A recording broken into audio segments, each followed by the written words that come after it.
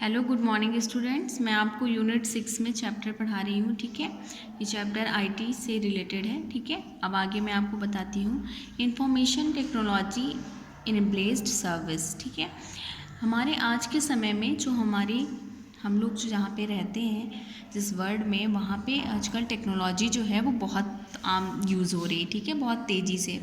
तो कई सारी कंपनियों ने कंप्यूटर बेस्ड टेक्नोलॉजी कर दी है, यानी कई सारी जो ट्रेनिंग होती है लोगों को वो कंप्यूटर बेस्ड ही दी जाती हैं। क्यों?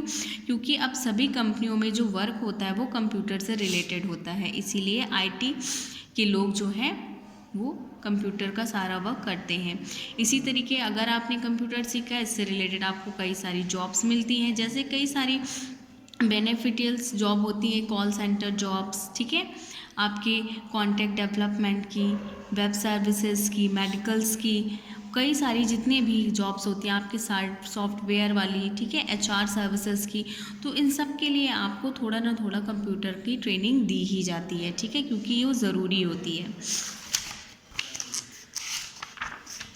इसी तरीके हमारी कई सारी इंडियन गवर्नमेंट वेबसाइट्स हैं। ठीक है, जैसे वोटर कार्ड, हमारा वोटर कार्ड भी अब क्या है, अब हमारे नेट के थ्रू बनने लगा है। पासपोर्ट्स हमारा, ठीक है, इनकम टैक्स की जीएसटी, ये सारी चीज़ें जो भी हैं वो भी हमारे अब कंप्यूटर के थ्रू ही होने लगी हैं।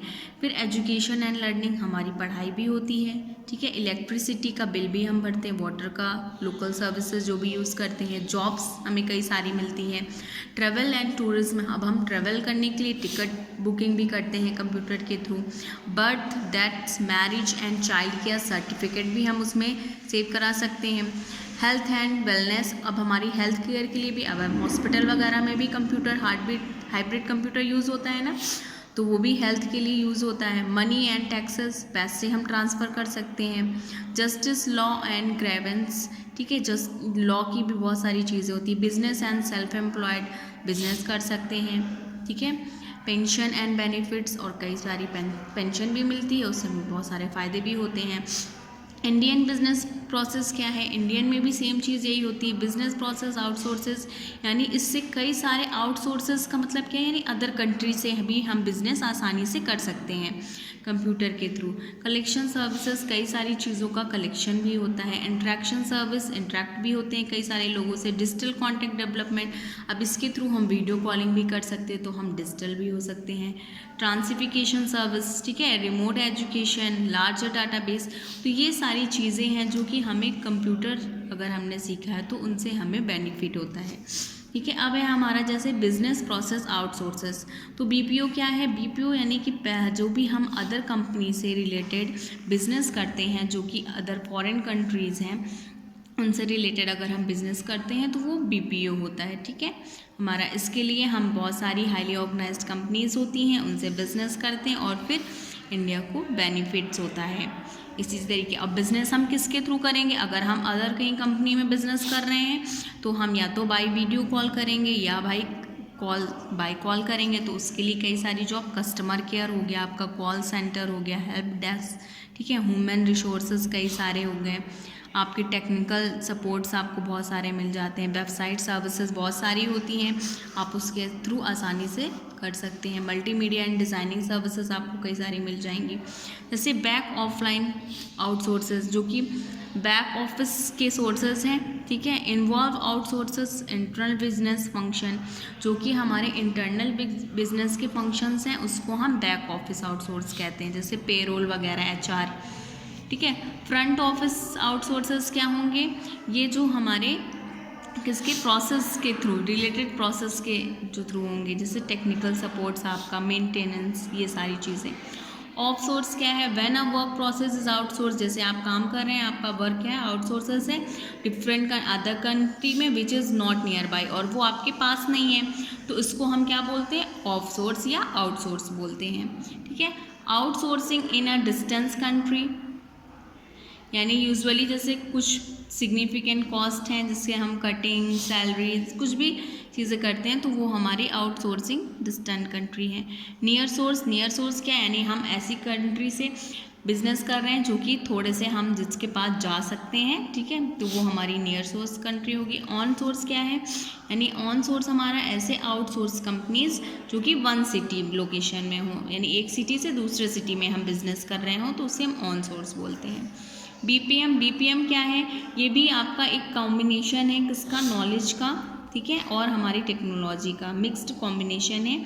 इसमें भी हम क्या करते हैं, बूस्टिंग करते हैं, जैसे इकोनॉमी से रिलेटेड आईटी लोग होते हैं, ठीक है, और इकोनॉमी से रिलेटेड जो भी बिजनेस होगा वो हमारा बीपीएम में आ जाएगा, ठीक है।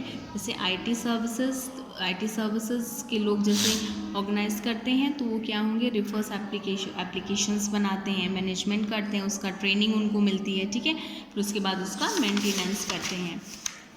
फिर है बिजनेस प्रोसेस मैनेजमेंट, सेम चीज़ है। बिजनेस प्रोसेस मैनेजमेंट क्या होगा, एक टेक्नोलॉजी होगी, वो लोग अपनी अपनी चीज़ें आपको समझाते हैं, फिर आप उसके बाद आपकी एबिलिटी देख के आपको रखते हैं। सॉफ्टवेयर प्रोडक्ट, भाई सॉफ्टवेयर अगर हमने आईटी है तो उसमें सॉफ्टवेयर कई सारे लॉन्च होते हैं, जैसे MS ऑफिस है आपका, ठीक है, पेंट वगैरह है, जो भी बिजनेस से रिलेटेड, इंटरनेट एक्सप्लोरर, तो ये सब क्या है, ये आपके सॉफ्टवेयर हैं। Engineering research and development, engineering development sector जो होते हैं भाई, जो आईटी से रिलेटेड है उनको भी इंजीनियर बोलते हैं, बस वो क्या है, वो कंप्यूटर से रिलेटेड इंजीनियर होते हैं, ठीक है। Why IT BPM industry doing well India, कैसे हमारी बीपीएम जो है वो हमारे भारत को अच्छा बनाती है, क्यों नहीं, क्योंकि देखिए अगर आईटी यूज़ होता है तो इससे क्या है कि हमें अलग अलग जगह की चीज़ों के बारे में पता चल जाता है और हम अलग अलग कंपनियों से कनेक्ट हो जाते हैं, और जो भी अच्छी चीज़ें हैं अदर सिटीज़ की वो हम अपने भी कंट्री में अप्लाई कर सकते हैं, है ना। अदर कंट्री की चीज़ें उनसे हम बिज़नेस करेंगे तो उसकी चीज़ें हम अपने भी कंट्री में अप्लाई कर सकते हैं, तो बिज़नेस के लिए इसीलिए हमारी इंडिया को वो अच्छा बना सकती हैं, ठीक है। जैसे हमारी foreign companies UK, USA, Canada है तो इनसे हम आउटसोर्स बिजनेस कर सकते हैं, ठीक है।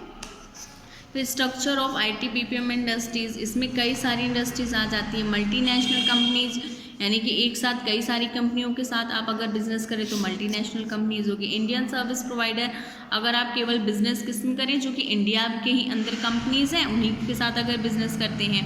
ग्लोबल इन हाउस सेंटर, अगर यानी कि आप केवल अपने घर पे सेंटर बना करके इंटरनेट के थ्रू अगर आप कोई बिजनेस करते हैं तो उसे global in house centres business कहते हैं, ठीक है। इसके लिए क्या होना चाहिए, एम्प्लॉयज़ टैलेंट, भाई जो भी एम्प्लॉय आप रखें उसके अंदर टैलेंट होना चाहिए, ठीक है। कंट्रोल एंड स्पीड, उस सारी कंपनियों को कंट्रोल करने की आपके पास कैपेसिटी होनी चाहिए, प्लस आप जिस काम कर रहे हैं तो उसकी स्पीड अच्छी होनी चाहिए। कॉस्ट सेविंग, और जो भी आप एम्प्लॉय कॉस्ट करें उसकी मतलब उसको उस अपने ही अकॉर्डिंगली आप उसको हायर करें, ठीक है। तो ये आपका चैप्टर है, इसको अच्छे से रीड करिएगा, उसके बाद इसकी एक्सरसाइज को सॉल्व करिएगा।